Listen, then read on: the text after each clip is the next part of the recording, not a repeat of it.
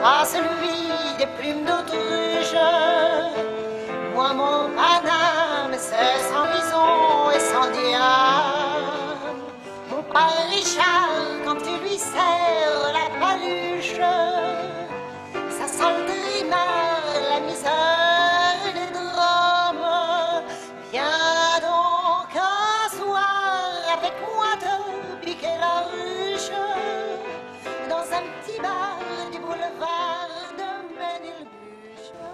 Aunque al mismo tiempo parece haber tenido, a veces, una especie de velado rechazo a los placeres carnales. La zorrilla no me ha dejado permanecer casto y me ha empeorado. Pero como ya se ha ido la vampiresa, me voy curando otra vez. Esto del sexo es una vaina. Le confiesa a Larrea en enero de 1926.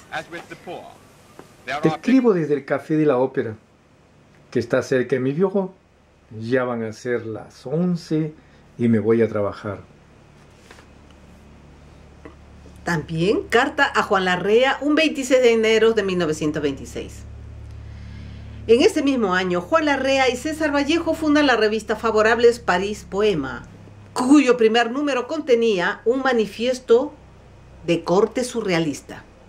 En 1926 se empieza a convivir con Henriette Mess. El 7 de junio, el Tribunal de Trujillo ordena la captura de Vallejo por los sucesos de Santiago de Chuco de 1920. En julio aparece el primer número de la revista Favorables País Poema, dirigido por Juan Larrea y César Vallejo. Inicia su colaboración periodística con el semanario Variedades de Lima. En octubre aparece el segundo y último número de Favorables París Poema. Era septiembre de 1926. A diferencia del año anterior, el verano que acababa de irse había sido bochornoso. Apenas se podía respirar. Vallejo comentaba en el círculo de amigos que el calor le ha quitado hasta el hambre. Felizmente, añadía, con su característico y negro humor. Caminamos por la orilla del Sena bajo los tibios castaños en la tarde de oro del lucido. Se refería injustamente a Víctor Hugo como un insigne retórico y a Paul Valéry como un epigono servil Mallarmé. Proust, Gide, Valéry, Giraudoux, Darío y Whitman eran los autores que leía en ese entonces. Vallejo vivía ahora con el magno salario que ganaba en los Grands Journaux, con los esporádicos arribos de los pagos por sus crónicas en el semanario El Mundial y con la beca de 330 pesetas que le consiguió Pablo Abril de Vivero. Se había frustrado el proyecto de una revista, La Semana Parisiana, que abrió una ancha puerta en la Casa de la Esperanza. Ahora habitaba en el número 20 de la Rue Molière, primer distrito, en el cuarto piso del Hotel Richelieu. 2 calles atrás de la Comédie Francesa, a la vuelta de Grands Journaux y a pocas calles de la Ópera. Residiría allí unos 2 años. Quizás fue la única época en la que la pobreza dominó a la miseria.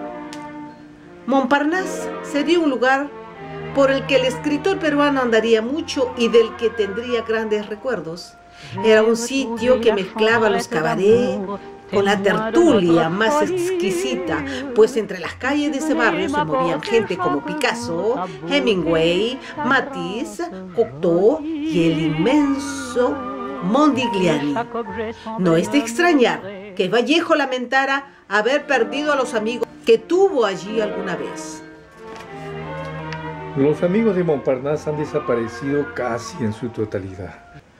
Unos se han vuelto a América, otros han partido a viajar sin saber por dónde, en especial de aquel simpático grupo de muchachos que era el nuestro. Ya no queda nadie. Yo mismo voy muy poco por la rotonda. La vida es así, mi querido Max.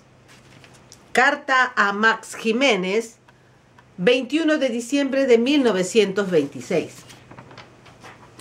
En 1927, Alfonso Silva recordaba al poeta en su faceta más carismática.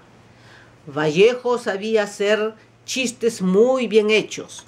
No era hombre que vivía sumido en la tristeza. Era muy tierno, dulce. Vivía sin la menor amargura.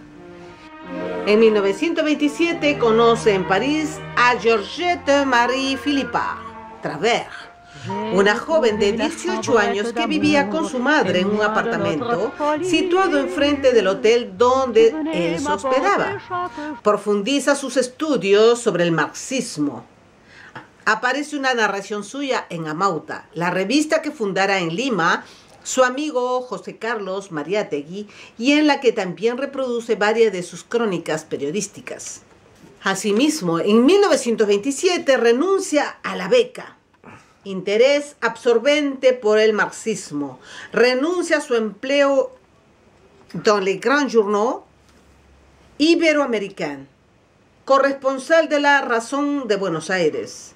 En noviembre publica nuevos poemas en Mundial. Georgette era una joven, pertenecía a una clase media, algo venida a menos. En resumen, un mejor partido.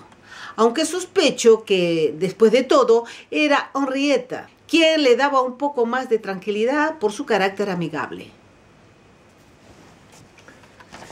En cuanto a las zorrillas, peleé con Georgette y he hecho volver a Henrietta.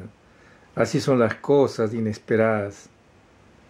En todo caso, estoy más tranquilo. Carta a Juan Larrea, 5 de mayo de 1927. Y aunque la pobreza en la cicatera, París, le fustiga, prefiere eso a volver a Lima. A todos los buenos no les es dable la dicha de vivir, aunque fuese muriéndose de hambre, lejos del mísero ambiente peruano, si por lo menos pudiésemos quedarnos en Europa para toda la vida. Le confiesa a Abril en una carta fechada en julio de 1927. 1927 sería difícil admitir que en esta época Vallejo, quien va a tener 35 años, aún busca y se busca por sí solo. Todo el año de 1927 soñó con Georgette. No sabía cómo aproximársele. La veía desde la ventana de su cuarto. Al fin, un día, al salir del hotel, coincidieron en la calle y la saludó. Bonjour, mademoiselle. Para su sorpresa, Georgette, volviéndose a la ventana de su departamento, gritó a su madre que el sordomudo del hotel no era sordomudo. Así que lo creía. Empezaron a encontrarse en el café de Cartillon de la Avenida de la Ópera. Vallejo traducía sus poemas al francés para ella. Levantaba castillos como sueños, hacía proyectos y decía a la joven: como usted ha visto, tengo aún que organizar mi vida. Henriette Messa se enteró y fue a reclamarle a Georgette. Se armó la trapisonda. Y para salir de la pelotera de las complicaciones mujeriles, como decía Vallejo, se mudó un tiempo al Hotel Garibaldi. Georgette era una hija de familia, leve y hermosa, pero tiránica, nerviosa, irritable. Vallejo abandonó a Henrietta, quien nunca dejó de acompañarlo en días difíciles. Para entonces, Vallejo colaboraba ahora para La Razón de Buenos Aires. Las oficinas del diario argentino estaban muy cerca de su antiguo trabajo, en la misma Avenida de la Ópera, en el número 26. Subimos unos momentos a las oficinas del diario porteño, donde decía, era un poco secretario, portapliegos, traductor y portero. Salimos y nos encaminamos al café de la Regence. Nos sentamos en una mesa del fondo cuando iba solo. Solía sentarse allí para reflexionar, leer los diarios, escribir, fumar. De ningún modo quería volver a Lima. ¿Para qué? ¿Para hundirse en la bohemia y en los fumaderos de opio y ser otra vez un ínfimo maestro de colegio? Prefería la miseria en Francia o en cualquier país europeo a estar entre la peruanidad, así la llamaba, tan venenosa como nauseante. pero en mayo cayó de nuevo enfermo con problemas de estómago, de corazón y pulmones. Su cuerpo parecía más, así decía, una nómina de huesos, apenas podía moverse. Sufrió así 3 meses, endeudándose al límite, pudo pasar una temporada de cura en Ris-Orangis, en los campos del entorno de Fontainebleau. Lo apoyó con nobleza, con quieta devoción. Henrietta Messa, con quien había vuelto, afanó sus esmeros. Vallejo recobró 5 kilos y se llenó la sangre y los pulmones de viento campesino.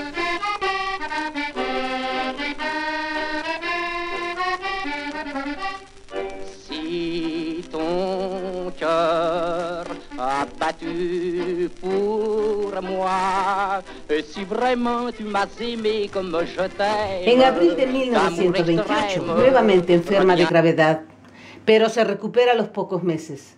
Todavía le acompañaba Henrietta. Empieza a interesarse con más ahínco por las cuestiones político-sociales. Vallejo fue al cementerio de Montparnasse en París en mayo de 1928 para asistir a la conmemoración del aniversario de la muerte de Baudelaire y publicó un reportaje sobre el evento. Aniversario de Baudelaire Mundial, 6 de julio de 1928. El 19 de octubre de 1928, el mismo día que emprendería su viaje a Rusia, Vallejo le escribe a Pablo Abril de Vivero. Me doy cuenta que mi rol en la vida no es este ni aquel, y que aún no he hallado mi camino. Quiero, pues, hallarlo. Quizás en Rusia lo halle. Los artículos que escribe en febrero y octubre del mismo año revelan una creciente simpatía por Rusia y el socialismo, e igualmente se puede constatar la radicalización de su lenguaje en el sentido clasista. En sus artículos escritos, La pasión de Charles Chaplin, La consagración de la primavera, Ciencias sociales, sobre el proletariado literario, Falla y música de escena, Obreros intelectuales, Sociología de los dinamiteros, La Semana Santa en París, Los dos polos de la época, Literatura proletaria, Loewenstein, Tolstoy y la Nueva Rusia, El espíritu polémico.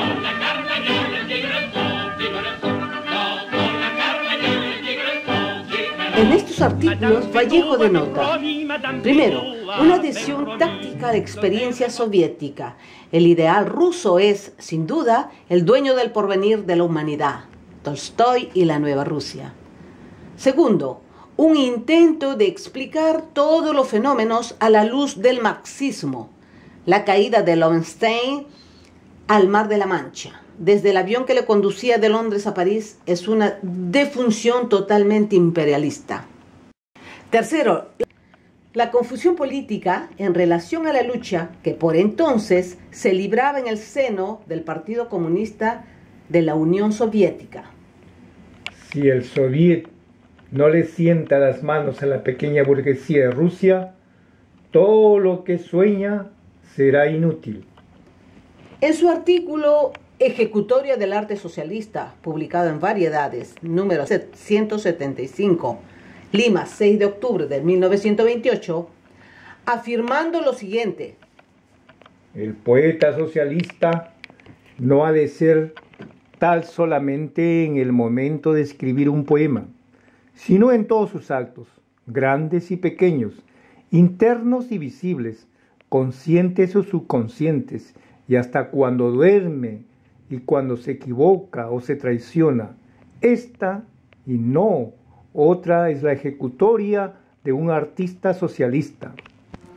Marie Traverse fallece el 12 de noviembre de 1928 y Georgette compra una fosa con 2 tumbas en el cementerio Montrouge. César Vallejo le brinda sus condolencias y le propone iniciar una vida juntos. El 27 de diciembre escribe a Pablo Abril: debemos unirnos todos los que sufrimos de la actual estafa capitalista para echar abajo este estado de cosas. Voy sintiéndome revolucionario y revolucionario por experiencia vivida, más que por ideas aprendidas. Al día siguiente, 28 de diciembre de 1928, toma dos decisiones que darán un nuevo rumbo a su vida, sus ideas y a su obra creativa. La primera, firma un documento de ruptura con el APRA por la nueva orientación contrarrevolucionaria que le insuflan las nuevas teorías de Haya de la Torre.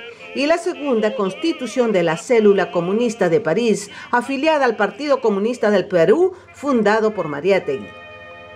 En tesis para desarrollar la acción en el Perú, París, 29 de diciembre de 1928, Vallejo suscribe: Nosotros sostenemos y sostendremos a todo evento la independencia del proletariado dentro de su propio partido de clase.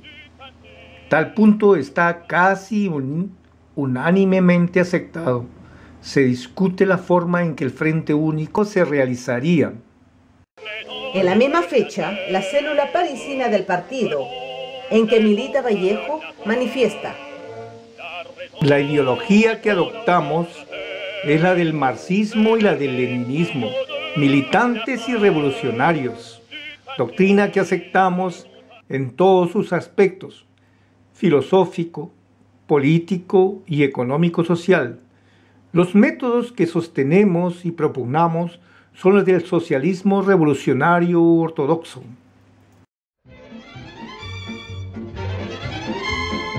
En 1929 empieza a convivir con Georgette, quien acababa de heredar el apartamento y bienes de su fallecida madre, y junto con ella realiza un segundo viaje a Rusia. Se detiene en Colonia, Varsovia, Praga, Viena, Budapest, Moscú, Leningrado y varias otras ciudades italianas antes de retornar a París. Empieza a colaborar para el diario El Comercio como corresponsal oficial y continúa haciéndola con las revistas Variedades y Mundial. Esta labor periodística será forzosamente suspendida en 1930, a raíz de la crisis mundial, cuando dichas revistas desaparecieron, al igual que el suplemento dominical del Comercio, donde se publicaban sus artículos. Me he separado de Georgette y ya no vivo allí, sino en Trois-Rives de Santa Ana. Carta a Juan Larrea, 5 de julio de 1929.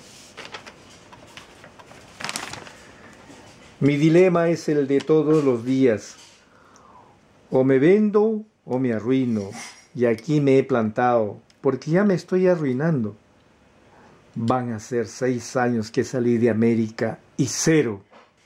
Le escribe a su generoso amigo el diplomático Pablo Abril en mayo de 1929. Corrige sus poemas en prosa, escritos desde 1923. Desde mediados de 1929 hasta principios de 1930, Vallejo se sostuvo en la larga idea y la vaga ilusión de irse unas semanas al Perú. Pero su situación seguía siendo menos que precaria. El tiempo había mitigado las tormentas de antaño y su recuerdo del país empezaba a tornarse dulce y melancólico. Era peruano, decía, y moriría peruano en París viendo de quién.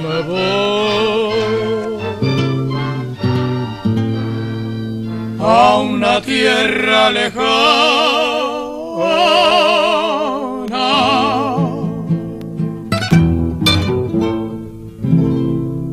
a un país